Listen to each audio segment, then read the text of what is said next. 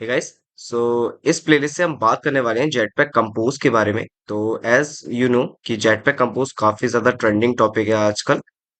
Instagram का जो thread app है वो भी बेसिकली जेटपैक कंपोज में बना हुआ है। तो आज इस प्लेलिस्ट से हम बेसिकली बात करेंगे कि जेटपैक कंपोज क्या है, इसके बारे में कुछ कुछ जानेंगे, इसके कंपोनेंट्स के बारे में जानेंगे, कैसे हम कंपोजेबल फंक्शंस लिखकर अपने एंड्रॉइड एप्लीकेशन बना सकते हैं, वो सब जानेंगे। तो बने रहिए इस प्लेलिस्ट पे मेरे साथ और स्क्रैच से हम जेटपैक कंपोज को सीखेंगे। तो चलिए स्टार्ट करते हैं। सबसे पहले तो बात आती है कि कंपोज क्या है, बेसिकली व्हाट इज कंपोज। ठीक है। तो सबसे पहला क्वेश्चन आता है, what is compose. What is compose. तो कंपोज बेसिकली एक फ्रेमवर्क है जो कि कॉटलिन पर बेस्ड है। कॉटलिन की डोमेन स्पेसिफिक लाइब्रेरी या डीएसएल जो होता है उस पर बेस्ड एक फ्रेमवर्क है जिसकी मदद से we can design the UI.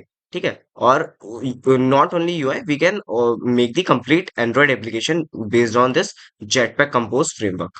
So Compose is a basically like a sub framework of Jetpack library. So Android has a Jetpack library और उसमें हमारा कंपोज एक फ्रेमवर्क है। ठीक है। तो ये हमारी कंपोज के बारे में बात होगी। Now second question is why. Why we need to learn this. तो सबसे पहले तो एक ट्रेंडिंग टॉपिक है ये ऑलरेडी, बट ये काफी पुराना हो चुका है कंपोज। तो बेसिकली एक इसके कुछ कुछ बेनिफिट्स हैं जो हम आज बात करेंगे। तो सबसे पहला पॉइंट जो है वो है लेस कोड। लेस कोड क्यों बोल रहा हूँ मैं? तो जैसा कि आप जानते हैं, पहले जो हम व्यू सिस्टम यूज करते थे उसमें वी हैव टू, जब भी हमको कोई लेआउट या कोई व्यू डिजाइन करना होता था तो सबसे पहले हम एक्सएमएल फाइल्स का यूज करते थे टू क्रिएट आवर व्यू। उसके बाद इन व्यूज को हम कुछ आईडीज प्रोवाइड करते थे। अब उन आईडीज को हम अपनी एक्टिविटी फाइल या फ्रेगमेंट फाइल उसमें एक्सेस करते थे। आफ्टर एक्सेसिंग हम उसमें जो भी हमको ऑपरेशन परफॉर्म करने होते थे वो करते थे। Let's say we have a XML layout. XML layout है हमारे पास एक। उसमें हमारे पास एक टेक्स्ट व्यू है और एक टेक्स्ट व्यू है और एक नीचे हमने एक बटन दे रखा है। ठीक है, एक बटन दे रखा है ना। इस बटन को प्रेस करने पर ये टेक्स्ट व्यू कुछ अपना टेक्स्ट चेंज करता है। ठीक है। तो एक्सएमएल में हमको पूरा व्यू हायरार्की लिखनी पड़ती थी। लेट से हमने लीनियर लेआउट लिख दिया, उसके बाद फिर हमने एक टेक्स्ट व्यू डाल दिया, फिर हमने एक बटन डाल दिया इस तरीके से, और फिर हमने इसको क्लोज भी कर दिया लीनियर लेआउट को। ठीक है। अब हमारे एक्टिविटी फाइल जो होती है या फ्रेगमेंट फाइल होती है, कोई भी एक फाइल होती है, उसमें हम इसको एक्सेस कर देते। It could be using find view bye ID. Find view bye ID हम यूज करते थे विद, और इसमें हमको जो इस ये जो आईडी थी, ये जो इस बटन की जो आईडी थी वो हमको पास करनी होती थी। और हम also we can use the data bindings. Data binding भी हम यूज कर सकते थे, और व्यू बाइंडिंग भी यूज कर सकते थे। बट इन केस क्योंकि इसमें डेटा का कोई लॉजिक नहीं है तो data binding is not in the picture, हम इसमें व्यू बाइंडिंग भी यूज कर लेते थे।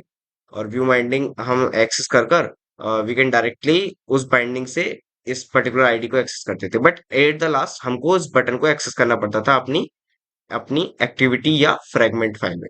ठीक है। आफ्टर एक्सेसिंग दैट बटन हम क्या करते थे, लेट से हमारे पास बटन आ गया। अब हम उसमें करेंगे सेट ऑन क्लिक लिसनर। जो भी हम क्लिक लिसनर ऐड करेंगे इस पे अटैच करेंगे, और उस क्लिक लिसनर का हम क्या करेंगे, हम बेसिकली आफ्टर जब भी इसमें क्लिक का लिसन होगा हमको एक कॉल बैक मिलेगा। हम उसमें जो भी ऑपरेशन परफॉर्म करना होगा, लेट से हमको इस टेक्स्ट व्यू में कोई ऑपरेशन परफॉर्म करना है, तो सेम हम फाइंड व्यू आईडी या फिर व्यू बाइंडिंग से whatever the access access technique we are using, हम सिंपली उसमें टेक्स्ट को चेंज कर देते। ठीक है, टेक्स्ट को चेंज कर देते थे और अपना ऑपरेशन हमारा परफॉर्म करते थे।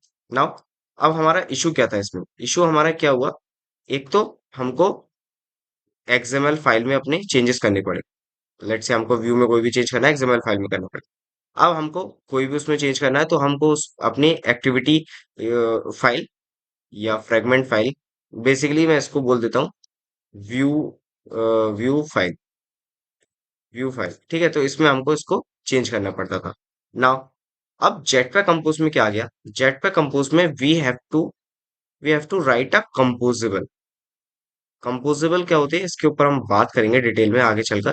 Basically you can understand it like, जब हम फंक्शन राइट करते हैं ना, फंक्शंस ही होते हैं ये, बट विथ फ्यू चेंजेस। कुछ चेंजेस हमको करने पड़ते हैं, बट वो एट लास्ट होते वो फंक्शंस ही हैं। तो कुछ फंक्शंस हमको राइट करने होते हैं, और उन फंक्शंस को राइट करने के बाद, लेट से मैंने एक फंक्शन लिख दिया, और उस फंक्शन में मैंने क्या करा, मैंने अपना एक लेआउट डिसाइड करा। ठीक है, एक लेआउट डिसाइड करा, और उसमें उस लेआउट के अंदर मैंने अपने अ, एक टेक्स्ट व्यू डाल दिया और एक बटन डाल। इस बटन के चेंज पर, इस जब ये बटन में लिखूंगा तो मेरे को इसमें बताना होगा कि इसके क्लिक पर आपको क्या करवाना है। तो इसके क्लिक पर मैं बोल दूंगा ये जो टेक्स्ट भी है ना ऊपर वाला, इसका टेक्स्ट चेंज कर दो। ठीक है। अब अब क्या होगा, जब इस पे हम चेंज करेंगे तो कंपोजिबल विल टेक केयर कि मेरा इस पे क्लिक लिसन हुआ है, कॉल बैक मेरे को मिला है, इसका मेरे को टेक्स्ट चेंज करना है।